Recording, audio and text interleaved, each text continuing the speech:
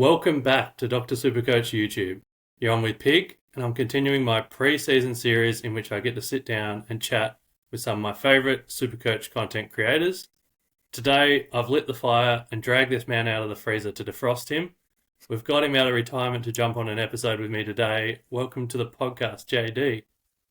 Thanks, Pig. Oh, you make it sound like it was a very hard thing to do. I'd like to think I'm a very approachable, easy guy to chat with. We've got a connection, before this. I'm always happy to say yes and jump on and have a chat with you, Pig, at any point. You should know that. But hopefully I'm not frozen in a way that makes a really uncomfortable testing podcast for both of us. No, not at all. DMs are always open. We're always having a good chat. Met up at a couple of games. It's always nice and warm, definitely not frozen at all. But in terms of your hiatus away from the mic, you kind of were making a lot of preseason content last year and have just had a bit of a hiatus recently. How's that been? I'm imagining a much more relaxing preseason. Yes, much more relaxing for sure. Not having to worry about making content and having video ideas and responding to queries, all that type of stuff has been nice. At the same time, am missing the creative side of it and being able to converse with others and exchange ideas. So always happy to jump on opportunities like this where I do get to, kind of scratch the itch without having to go all the way back in. So, going to try and stay off YouTube for at least a year and we'll reevaluate in 2026. Free agency is upon us. The biggest free agent out there. Actually, speaking of big, I thought this podcast is the one where I think we're the two guys in the community where when people meet us in real life go, you are much bigger than what I expected. So this is like the Big Rig Pig podcast is what I decided I'd name it without, having thrown that past you at all. So this is it. This is the one.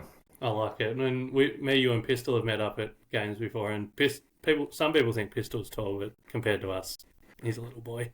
Yeah, put him back in his place for sure. And we go around telling other people we're like, oh, we're 6'1" barely, so he seems like really short. And that cuts to the core. Anyway, let's go on to the episode. We can rag on Pistol all we want, but we might do that offline. That's a special Patreon only. Yeah. So I guess last preseason you made quite a few YouTube videos, imploring people to consider whether they should be adopting a more value-focused approach rather than just straight guns and rookies. That's been Supercoach's, I guess, main flavour for a while.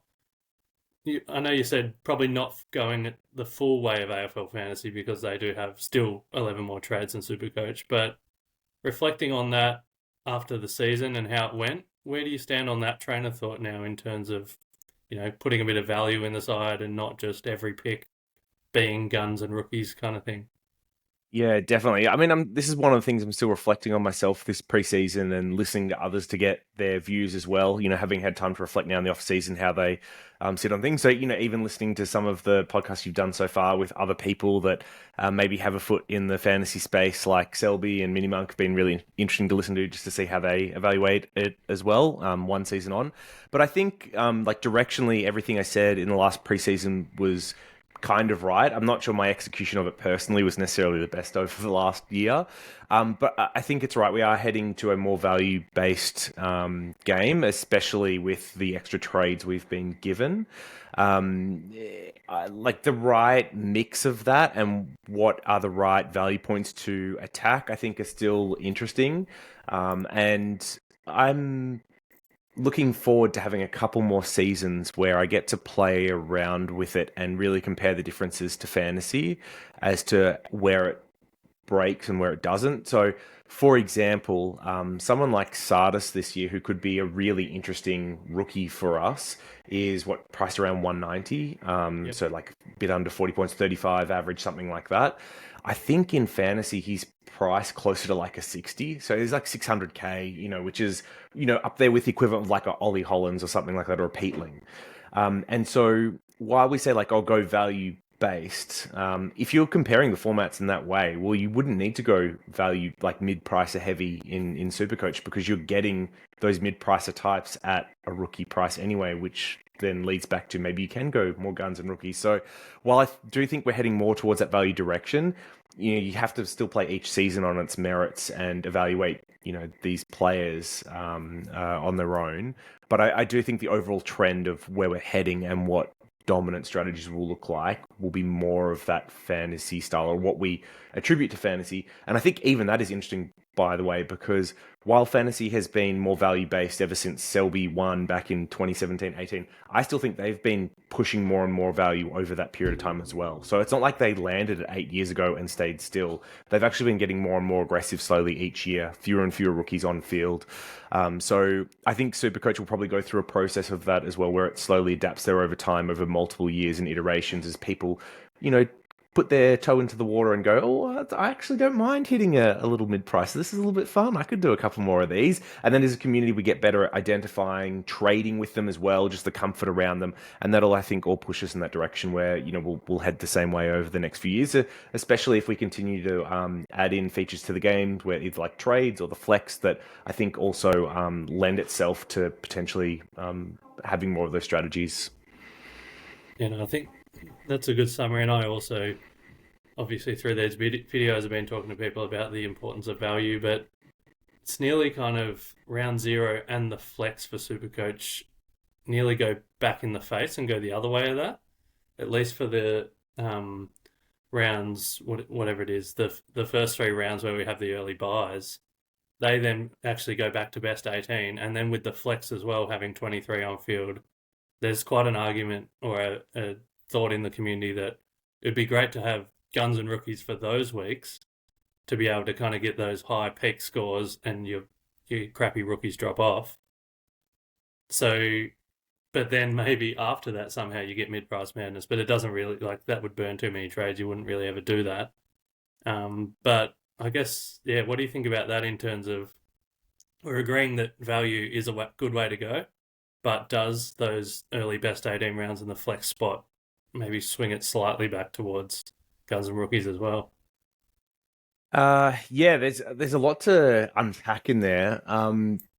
So I guess, like, firstly on the addition of the 23rd position on the flex, lending itself more to guns and rookies, and it probably does just because it cuts an extra rookie off. But I don't think the advantage is that much. It's probably 20 or 30 points back towards the guns and rookies way. But I think the kind of like total points advantage that mid prices tend to have is much more than that.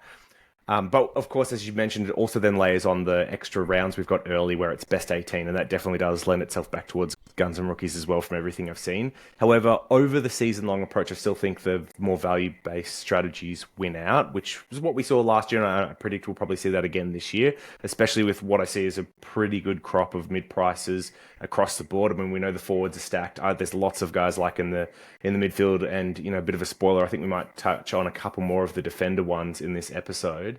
But the one thing I think is really interesting as well with that 23rd position is it, for me, increases the value of having a 24th, 25th, 26th premium this year, because you can take like almost like extra risky like options, knowing that you've got that fail-third 23rd player on field that will then like drop a score off. So if you think about it like that, like you actually want to end the year with multiple extra premiums, then going after value becomes even more important than it has been in previous years. So yes, while early on I think it helps guns and rookies, I think later on it actually flips the other way, where it goes back to that value base is more optimal. Yeah, and that's kind of the thing about how there are those 3 early best 18 rounds, but then from round 5 to 11, that's like still 7 rounds where you're back to best 22. So yes, you do have 3 early best 18, but actually 8 of the first, whatever that is, 11 are still best 22. So there's still plenty of value consideration to, I talked about with Mini Monk about how mid prices are great for getting rookies off field, and that's always been a fantasy mantra of get your rookies off field as soon as possible in upgrade season, or actually just don't start as many, start more mid prices. But I think what you raised about someone like Sardis is actually a really good point. I hadn't necessarily thought about that it's someone that, in fantasy is 500 or 600k. They're not at rookie price, but in Supercoach, we get them as a rookie price. And even someone like Josh Sin that's slightly elevated, like only just above kind of the top tier rookies. Someone like that, we would kind of consider them mid prices, but also rookies. So I guess us getting them for really cheap, someone that's established in the system for a while and hopefully gets a good role and can put out some decent numbers is kind of a way of getting mid prices without feeling like we're getting mid prices. Yeah, spot on. Spot on. And then in terms of round zero itself, we've kind of touched about how that it makes an effect in terms of the early buy rounds. But round zero itself, how do you think coaches adapted to that? I know there was different reactions. Some people were adverse to starting any round zero premium. Some were like, oh, it's okay if you have one per early buy. Did you have a thought of where you landed on that? And like, for instance, a Gold Coast or a GWS player this year or a premium in particular? Yeah, so I think it's a great tiebreaker. There's so many feels. So it's a great tiebreaker. If you've got two premiums that you like exactly the same and one's got the buy and one doesn't, it's pretty easy to choose which one it is. I think in general, like premiums are the ones that you probably want to avoid having the early buy just because in general they're already fully priced. You're not picking these guys to get lots of extra value. There's other fully priced guys you can pick up that don't have the buy. So in general, I would say that for premiums, those round zero types you're just trying to avoid. Then it comes down to, for everyone else, how much value or points am I willing to trade off, for potential players that have those good buys? And that's going to be where I think the real interesting conversation is this year, because there's one buy in particular, Swans, Cats, Lions, and Pies as well. And there's so many good mid prices in my eyes in these buys. There's probably like 6 or 7 really solid ones at a minimum, all share that buy. And if you were just to take one off the buy, it's about 3 or 4 points off their average, is kind of what I calculated last year. So if you needed them to have a 95 average to be worthwhile, it's probably more like a 98 once you factor in that buy. And then as you add more players, that gets a little bit higher, that bar gets a little bit higher. So effectively, you can still pick these guys and I'd say load up on them, but you have to be almost exceedingly confident that they are the guy, to make it worthwhile to overcome that additional like little hurdle you have to place on them. And that's the really, really hard part, I think, knowing just when that cutoff point is. You may love these options, but deciding not to go with them. I think the other thing that I probably didn't think about or consider enough last year, probably too rooted in my old Supercoach ways, was just the fact that you can trade out of these guys. Now, something like the Tom Green flip last year, I would still not advocate for. I don't think starting premiums, the idea that you flip them early is a great move. But with mid prices, the thing that people are always worried about is like, well, what if they fail? What if they're not very good? And I feel like these buys almost give you the opportunity to jump off them in a really safe way because you get a price rise early that you otherwise wouldn't have had. Then they potentially go on their buy and you can get off them onto a different mid pricer that you either missed or that has already gone through the buy. So someone like, I don't know, Will Day, for example, that you may be interested in or like, and that, yes, that buys a little bit of a worry, but it's on an island. It's with Essendon players, and who's going to pick an Essendon player apart from us Nuffies, right, Pig? So, you can run him up to that point, and if he doesn't work out that well, maybe there was a Ashcroft or a De Koning or a Mills or someone like that you didn't start because you had too many on that buy or you were just a bit unsure of, and all of a sudden you can flip him into those. So I think there is some like untapped benefit or upside into those buy rounds that we haven't really explored enough because we're so worried about just missing a player, which has almost been like a cardinal sin to have that in the past. So yeah, I'm it's a very long way of saying that the stacked buys are going to be hard and the unstacked buys are probably an opportunity. And I don't think that's a new thought, but I would echo that sentiment. And I also think that in general, the community was probably a little bit too adverse to starting these players in the past. And I think we'll see more people willing to take it on this year, especially with the flex position as well, giving you that extra cover. Yeah, no, for sure. And one thing that you mentioned was a Tom buy flip, and like we said, we're not Tom Green buy flip last year, where actually the AFL fantasy winner started Tom Green for the first couple of weeks, got his massive 150s, and then flipped him at his buy. That's probably still not quite something that Supercoach has enough trades for. That's I'm probably going to put that in the frivolous trading category, which you kind of, some people can do in fantasy because you've got 51 trades, but I just quietly, even in fantasy, you'd have to have basically nailed the rest of your team to lock that in, right? Because there are usually still other trades you can be doing at that point, either fixing rookies or fixing mid-price, all that type of stuff. So yeah, to book in a luxury trade like that before the year has started, I still think is beyond my risk tolerance.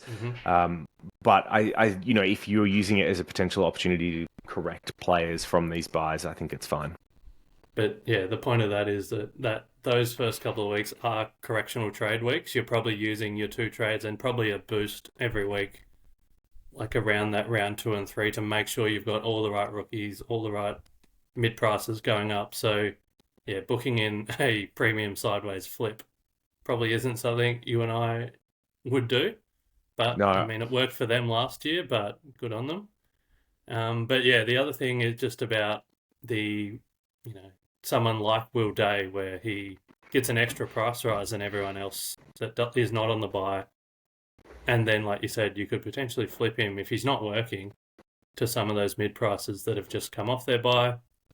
And Dr. Supercoach, like we were just talking before about someone, they're saying they're not too adverse to having a go at a really risky ruck play because they actually really like Darcy Cameron coming off the buy in the first couple of weeks.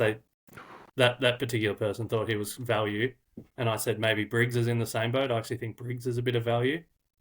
So whether you start someone really, someone risky in the ruck and just try it for a few weeks, and then if it doesn't work, you've got, a Briggs or a Cameron coming off their buy that'll bail you out and save you.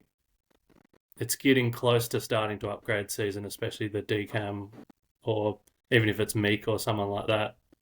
So you do want to be careful about sidewaysing potential premiums when everyone else is doing upgrades. But that's a thought as well, that those guys coming off the buy could nearly be your parachute or your savior, because then they've got a really nice mid-season buy as well. So they don't miss a game for a long time.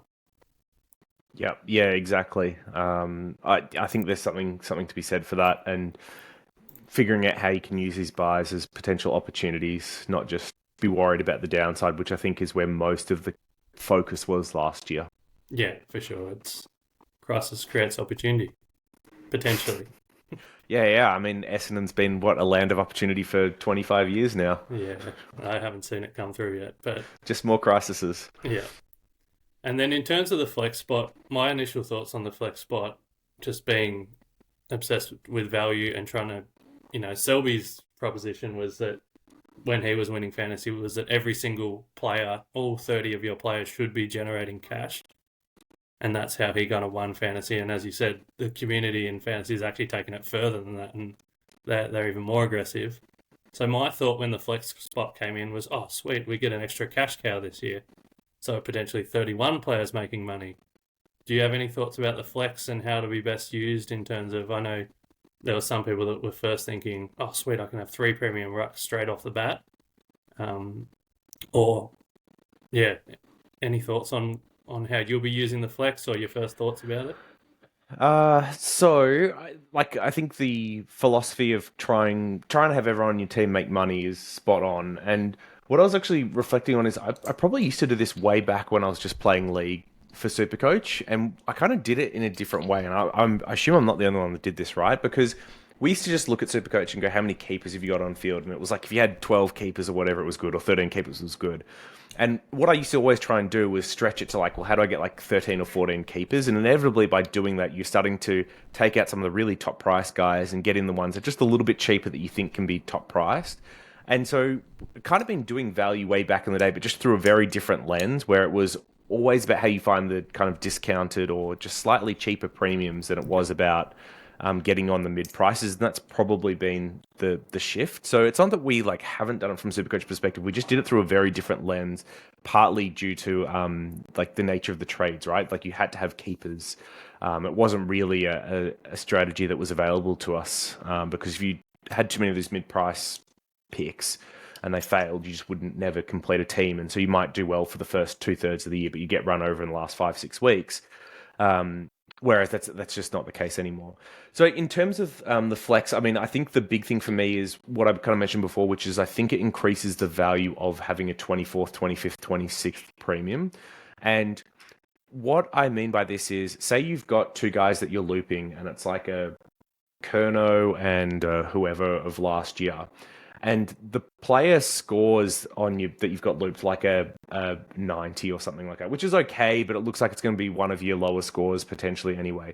And you could throw on Kerno. Now, last year that probably would have been crazy to try and do. You just kind of bank the safe 90 and move on. But this year, I think there's actually more opportunity to like throw them on anyway, because the flex position that you would have could knock out like a low Kerno score. So it's a little bit like vice captain captaincy, right? Where we might put a VC on a riskier guy, knowing that we've got a good captain option backup. I feel like that's kind of what's going to happen this year a little bit, because there's a safety net by having a score drop off. You want to have extra premium so you can then loop them and do riskier loops than what we would have done in the past, and actually set a higher threshold for the scores that you take. So I think that's, like, in my mind, that's probably the biggest thing that it's going to influence. I think your question was slightly a little bit different though, which is like, do I have a strategy for my starting team of what type of player I'm putting in there, or what does that look like? Not really, not really. If I had two rucks that I loved, and then Flynn was an option, then yeah, maybe it would have been a ruck that was in there. But as of right now, it's probably like the way I'm more building my team is just who are all the value guys that I really like. And then as it, like, I've got so many value guys I like, I tend to find that there's a couple of rookies that I also want to have on field that I don't have room for anymore, and that's the person that ends up in the flex spot. So I think it's just going to be an overflow of whatever line I like the most, probably unlikely to be a ruck. I would imagine by year's end, it is probably much more likely to be a ruck, just based on what we'd seen in previous years, where the third kind of highest scoring ruck, I think, was better than like the M9 or whatever it was. So ideally, you're probably aiming for something like that, where you end up having a third ruck in that spot, which is also really handy, because what's the line that inevitably we don't have cover for when there's an injury? It's our ruck spot. So being able to throw that like R3 in your flex into your R2 to cover an injury, and then, you know, like that's going to be invaluable. So yeah, to start, it's probably just a rookie from a line that I like. Where it ends is probably an extra ruck to create flexibility. But the biggest thing for me is that I think it impresses on us the need for extra premiums that we otherwise wouldn't have aimed for in seasons gone by. Yeah, I think that's actually an awesome point that I hadn't really considered yet, was yeah, you can loop a couple of spots even potentially and just go for the higher upside, like a little bit of a Hail Mary. Kerno's 90 isn't quite enough. You could hope Simpkin or someone, like this is for last year, goes better. And then if Simpkin kind of fails and doesn't do better, maybe it doesn't matter that much, because he might just be dropping off because you've now got 23 turning into 22. Yeah, the best analogy is probably for like what happens during the buys occasionally as well, where it's best 18. And so we know that we can be a little bit more aggressive and risky with the looping, because we can see scores that are going to fall off. I think that'll end up happening towards the end of the year as well. We can get a little bit more aggressive with some of the loopholing, because we know it's best 22 each week from 23. Yeah, and then to actually get 24, 25 premiums, like you said, that probably does play more into the factor that every position on your field should be trying to make money, or at least not going down in money. Yeah, not bleeding large parts of cash. Yeah. And I think the other thing here that I'm grappling with, and I'd love to get your thoughts on, Pig, is that, you know, SuperCoach is kind of drilled on us that you want the top of each line. And even then, that's not kind of true. You want the top of each line for like a period of time. So I don't necessarily need to finish the year with top 6 defenders, but over the last like 8 weeks, I want to make sure that whoever is I'm bringing in last is one of the top 6, right? But in general, we've tried to aim for like whatever that rolling best 22 team is, that we finish our team looking like that and we get all these uber premiums. But if we are going to aim for 25th premium, 24, 25 premiums, right? Insane numbers. Like, it's actually crazy to be talking about that. I can't even imagine mentioning a 24th, 25th primo like a couple of years ago. It's honestly insane. Like, really new space, which is exciting as a game to play. That it's completely changed. But knowing that, well, if I aim for that, if that's the strategy I go with this year, do you think it changes how important it is to aim for those best 22 guys. And the reason why I asked is often getting the top three mids is super expensive. We're paying 650k, but it might be better just to get a couple of 600 or 575k guys, knowing that one's going to be the extra and you're going to swap them. And effectively, you're trying to use two of these guys to beat out like a Butters or something like that. Yeah, does that kind of make sense? Like, effectively, does knowing that we might aim for extra premiums mean that we can not be so worried about getting the absolute top of our lines because we are going to be trying to loop them and play matchups? And yeah, how does that come across to you? Yeah, I've got two thoughts on that. And one is, I think you have to. Like, if you're trying to get 25 premiums, then I don't think you can be buying 650k guys because you're just not going to have enough cash by the end of it. And I know some of the teams that did really well last year, like we looked at like a lot of the top 20 teams, and they weren't buying the premium guys. Like the winner last year went through the whole year, I think, without Butters, Sarong, and Luke Ryan. And he just picked off the guys that would bottom out, hit 500k ish, maybe 550 for the good ones, like, and then buy them. So that was a winning strategy. And then he had 24 premiums, I think, in when you need 22 on field. So I absolutely think that if you want 24 or 25 premiums, you can't be paying 650k for anyone. You have to be picking them off, 100k lower than that. And I do think it is a good play because the second part of that is the best six defenders or the best eight mids for the first half of the year are often very different to the second half of the year. So I know last year there was a big scramble for everyone to get Caleb Sarong in round 6, 7, 8 when he was averaging 132 or something in that period. I know a lot of us paid 650 for him or 630. We broke the bank to get him, and then he gave us 106 average for the run home. So it just flips, and it's if someone like Caleb Sarong's averaging 135, and 115 average is actually really, really good for a mid, that probably on the balance of probability says that his second half is going to be pretty average in comparison. Whereas if there's someone that started really slow, and last year it was LDU, started really slow, but you've still got the faith that he's going to become a top 10 mid, that obviously the seesaw has to go the other way and he has to come home like a train if you think he's a top mid, which is actually really hard to say for LDU at the midpoint last year. Yeah. Yeah, and I think like this is where the framing is kind of interesting, right? Because we put so much pressure on getting the top guys, and that's where we would have pushed ourselves to get Sarong over an LDU. But we need to almost give ourselves a license to you saying like, I want to pick LDU because I think his value. Is he going to get to top 8 here? Probably not. But given his price, it is well worth it to make sure that I actually get the rest of my team done and get these spare premiums, and I can start looping and playing in that way. I think I waited until maybe the buys to get Sarong, but at that point I caught a falling knife, so I didn't pay up as much. Yep. But geez, I didn't get many points for it either.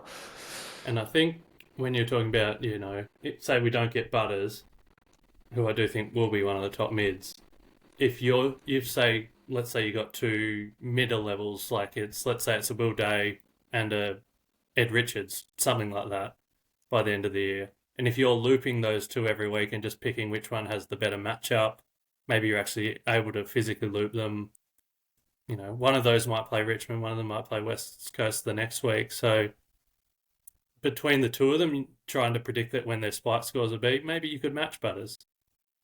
Yeah, exactly. And look, the other thing we saw obviously as well is tagging seems to come back in at the back end of the year. So Yeah. anytime you can have that loop, especially for your mids and halfbacks increasingly getting tagged as well, being able to use that to navigate those, I think is going to be a really big advantage.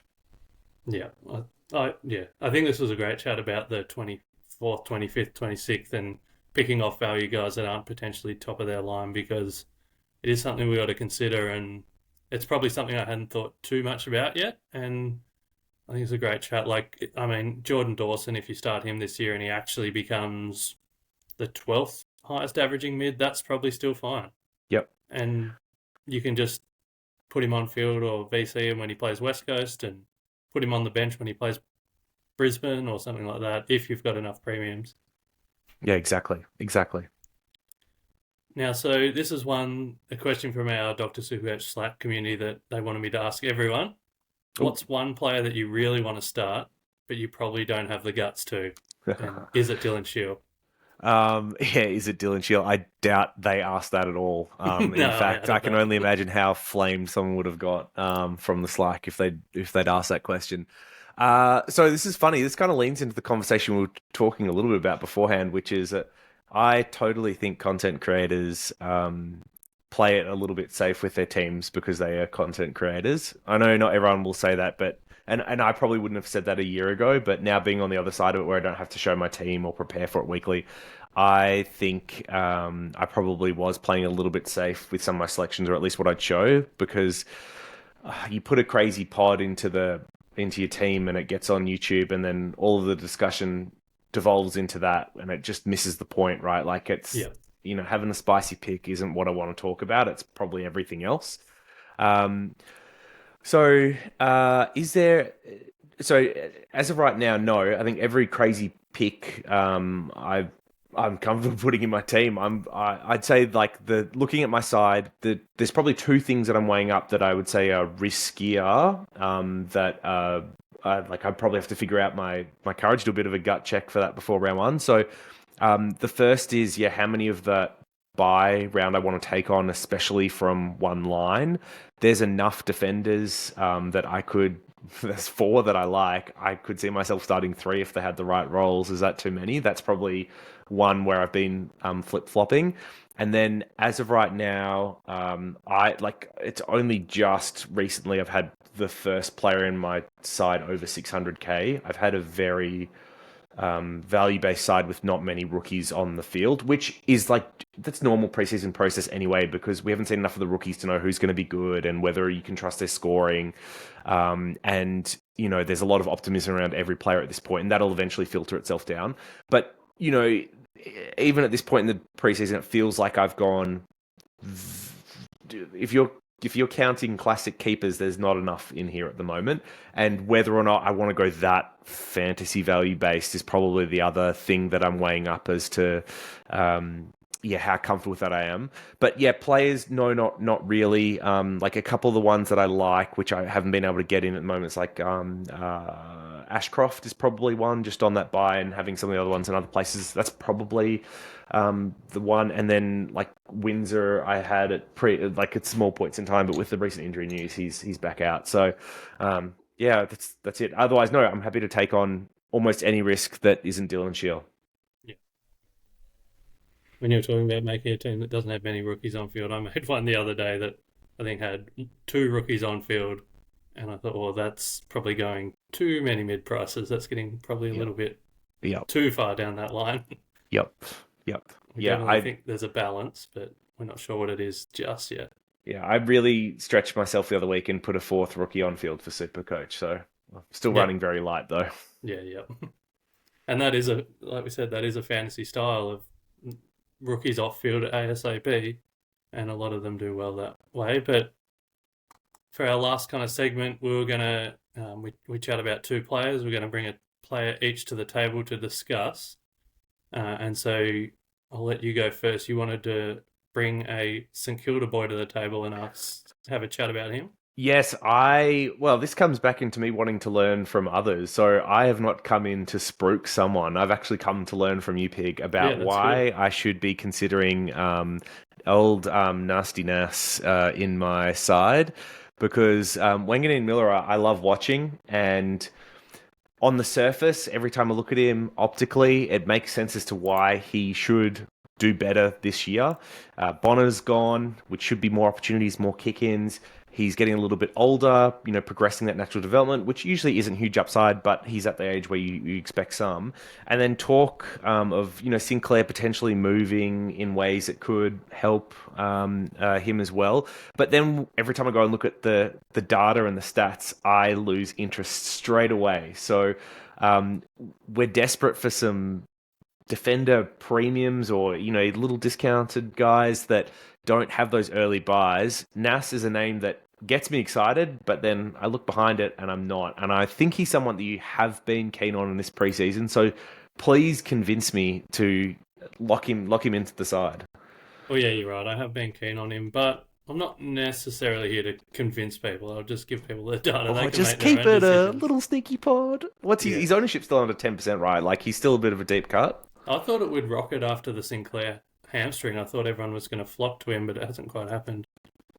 But anyway, Nas Wanganeen-Milera entering his fourth season in the AFL. I mean, his averages every year, they've gone, he went from 55 to 85 to 101. So can he keep that track? That's a pretty steep trajectory. Can he keep it going? Obviously not going to go up another 16 points because that would be insane. But can he get close enough to a top six defender to be a season-long keeper? Or as you and I were just discussing, he probably doesn't need to be a top six keeper to be a season-long defender. He might be one of those guys that, you could loop. He's probably actually not the loopy one because he's just so consistent. He doesn't really have the ceiling about him yet. But in terms of his stats in 2024, he took the most of St Kilda's kick-ins with 91. The next best was Jack Sinclair with 65, and then Riley Bonner with 52. So he took not quite double those guys, but 1.5 times Sinclair and Bonner. Now that Bonner's off the list, how are they going to redistribute those kick-ins? I don't think Nas is going to get all of them, but even a bump of like one kick-in per game when you chip it to someone and get a effective disposal, maybe you run around the back, get a handball, get another one. I could see a little bump just from even one kick in a game. There were 4 games when Nas took 8 or more kick-ins last year. In those games, he averaged 111 SuperCoach, but that isn't sustainable. 8 kick-ins is a lot, so I wouldn't be looking for him to do that every week. And it does rely heavily on the other team missing. But what I wanted to say there is the fact that Saints trust him to take the majority of their kick-ins, I think is a really great sign. Probably points to me that he probably will get quite a few of Bonner's. But the other thing as well is with Philippou injured, does Sinclair go into the midfield more? Does that give Nas more of that backline market share? And he's just kind of the main distributor out of there. What do you think? I know you said you're trying to get excited, but then sometimes you look at the stats and deflates you a bit. What kind of things are you seeing that don't interest you? Yeah, well, it's just so I guess there's lots of ways to cut this, right? But maybe firstly, let's start with where do you think Sinclair's playing this year? Is he playing in defence with him, or is he playing with like in the midfield, or what's the expectations here around the roles and how they affect Nas?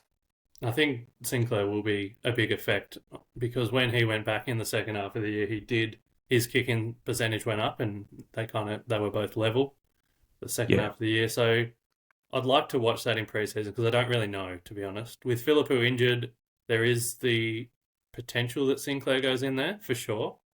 But they've got Jack McRae. Maybe they've got a cut. I still think when's Mitch Owens getting a midfield gig? There's young guys like that I want to see them actually throw in there before Sinclair. But I don't know.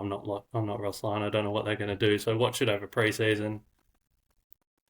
Yeah, if Sinclair's in the back line, a bit less interest in Nas. If Sinclair's in the mid, a bit more. But I don't have an answer at this stage. But because I had a look at like Nas in games where Sinclair had, I think, 40% or more CBAs last year, and I think his SuperCoach average in those games was about 106 or something like that. Yeah. And maybe, I don't know if this is a good thing or a bad thing in your eyes, it was consistent scoring in the sense that he didn't pop anything over 120, so 118 was the highest score over those 6 games, but he only had 2 below 100 and the lowest being at 81. But really everything else was between 98 and 118, which is very consistent, but it doesn't get me excited because I don't know where the extra scoring's from. I see him as a very nice player, but not the natural accumulator type that has really catapulted themselves into the top 6 kind of defenders that we've seen. Usually you need to have like some levels of piggery and kick-ins. He's already got the kick-in, so I don't think, even with Bonner's freeing up, there's probably not a huge boost coming from there. And I can't see him playing kick to kick. It just doesn't really that's more a Sinclair thing than a Bonner thing than it was an Nas thing. So that's the part of me that struggles. So yeah, a little bit of scoring upside if Sinclair's a mid, but only a little bit. And I think the style of play that has really been disgusting for fantasy and SuperCoach scoring isn't how Nas actually plays the game, and I don't think that's necessarily what Ross wants him to do. So could he be a 105 to 110 guy this year? I think yes, and it comes back to the point before of that may end up being amazing for a season-long keeper pick because he's, priced slightly cheaper than that, and he ends up, being one of the players that you can loop or use in that kind of position going on. But to me, it's still kind of in the camp of if I can't find enough another defenders I like, then he's someone that might find his way into my team. But I'm not excited about this pick. I don't think he will actually really break out into a 110 plus range. Yeah, I also don't think he'll break out to 110 plus range. If I'm picking him, it's just for the safe consistency of.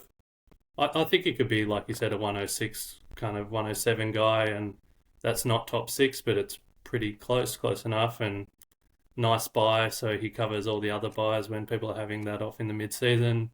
It's not a sexy pick for me. Yeah, it's just I've got the cash and he's consistent, and I'm happy enough with him kind of pick.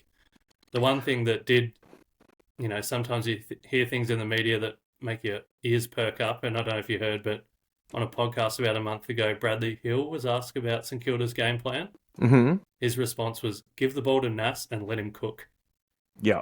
So, which, I think that's what they were doing this year though, right? Like they want those speed types running through the middle. Yes. That's always been how they want to play the game. So I don't think that's too different. I thought they were already looking for him for that last year. And I think that even kind of reinforced what I was saying, which is they're not going to play kick to kick. He's going to be sprinting through the middle, handball receive, kick long, which is great, still good scoring, but not going to be the piggery that sees him really elevate up into those top echelons. Yeah. No, I think that's all fair enough, and we probably land on the same page, and probably haven't convinced you, wasn't trying to convince you, we were just trying to have a chat about someone that we think's interesting. You're trying to keep it as a Slack secret. I know how you operate, Pig. I know you're gatekeeping my entry into the Slack. I know how you operate. Don't try and play it down. I've seen the text behind the scenes. The only other thing I will say on Nas, which is a little bit interesting, is obviously Sinclair's now, I think, a 4-week hamstring, which still means he'll be back early. But we haven't really seen over the last 2 years games of Nas without Sinclair, and that's probably the last watch point, which is if he was to re-aggravate it, miss for a longer period of time, does him being solo actually lead to a substantial increase in scoring? And that could be the case. So I think that's the one potential, asterisk on the analysis there. Yeah, no, that's fair. And then the player I wanted to bring to the table to discuss with you, because you go to a few Swans games, I wanted to see if you had a bit of a read on Matt Roberts. So he was thrown around a bit last season. He played wing for a fair bit. He was then dropped to the VFL. He then returned and played a great half-back role. For the final 7 games of the home and away season, he averaged 111 SuperCoach, playing that half-back distributor role. So that's a massive average at his price point. There's a lot of talk that he only played that role because Justin McInerney was injured. So there was a bit of a shuffle, and Ollie Florent moved from defence to the wing. Then Roberts took that opening in defence and just ran with it. And if you actually look at the DFS data without data, Matt Roberts averaged 64 in games that Justin McInerney played and 107 in games that Justin McInerney missed. So I guess the question is, how true do you think that correlation is? Or do you think Roberts actually would have just taken that role anyway and dominated in those last 7 games? It's like a really good question. I don't think watching Sydney has given me any insight into what Sydney's going to do, especially with having Horse at the helm over the years. We've got to consider it's a new era under Cox, and we probably have to give him the benefit of the doubt that he's not a pure terrorism coach like Horse seemed to do to us. And what they say is going to happen will happen. We'll give the benefit of the doubt for now. And from, I think, the podcast he did with the traders, he basically said Mills was playing on ball, he was playing halfback. So I think that's going to be the case. That's the role that he's been training in the preseason from all the reports I've seen so far. We've obviously got some opportunity both to see it in the actual interclub games as well as in round 0 to confirm all of that. But I'm pretty bullish that halfback role is what he's going to play, and it wasn't necessarily due to McInerney being out. There's actually tons of other players that it correlates with as well. So I think the difference in his SuperCoach with McInerney, so 17 games with, 6 without, or something like that, and it was 46-point difference with Papley, who there was 5 games that they didn't play together. It was 44 points.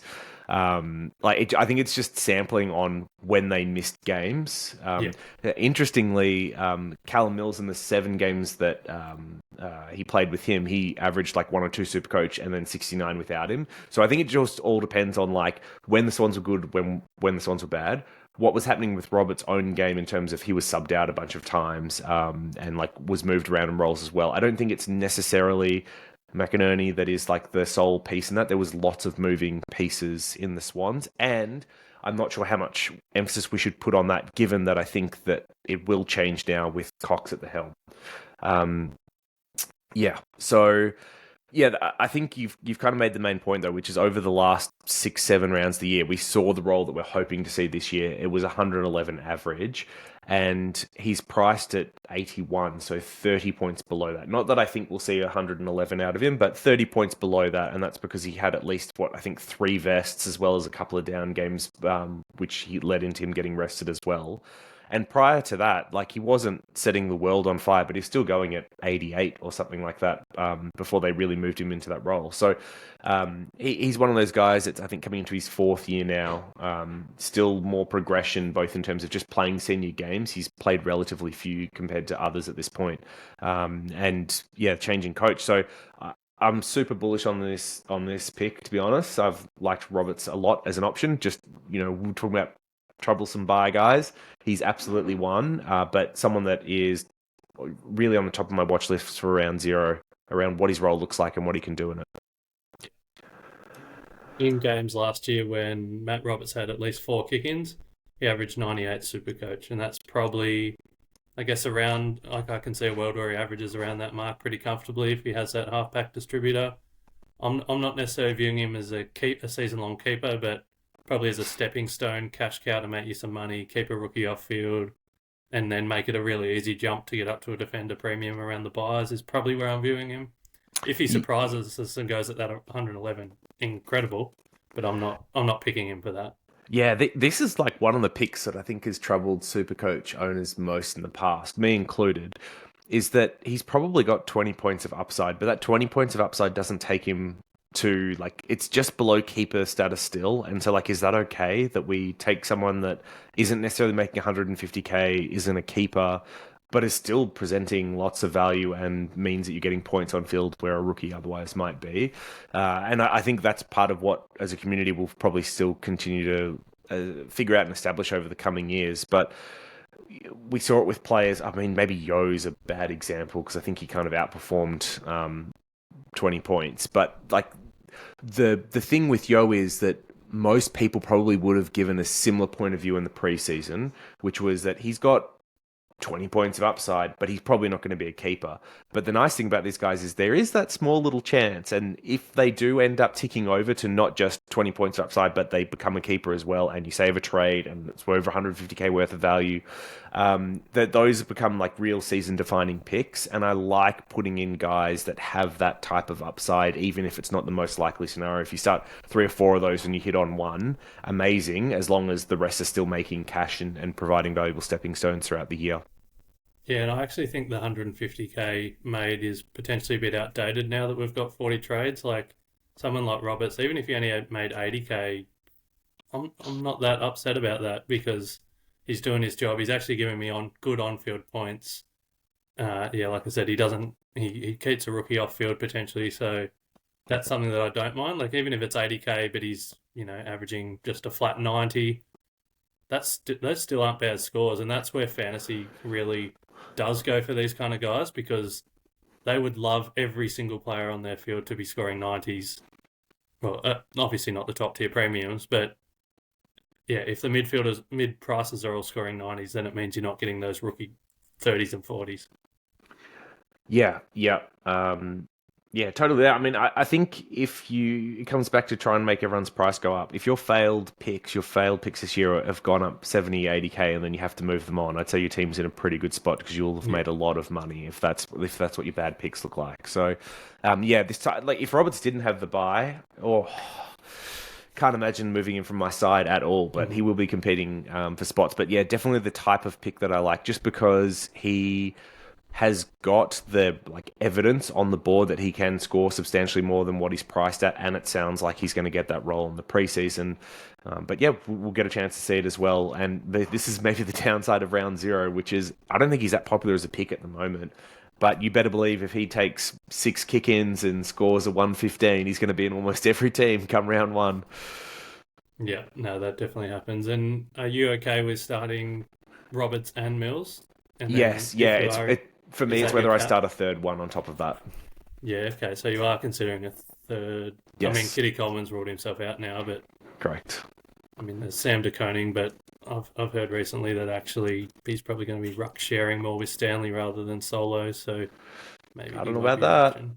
We'll see. We'll see. We'll see what the Cats unveil. I mean, SDK's still been training as a ruck, so if he ends up being number one ruck for them, and we hear words to that effect, we've seen time and time again that taking over number one ruck roles is just a hack to making buckets of money and points. And SDK, for his limited sample size last year, did okay as number one ruck. I know. Sorry, I don't want to segue into SDK propaganda, but absolutely in consideration.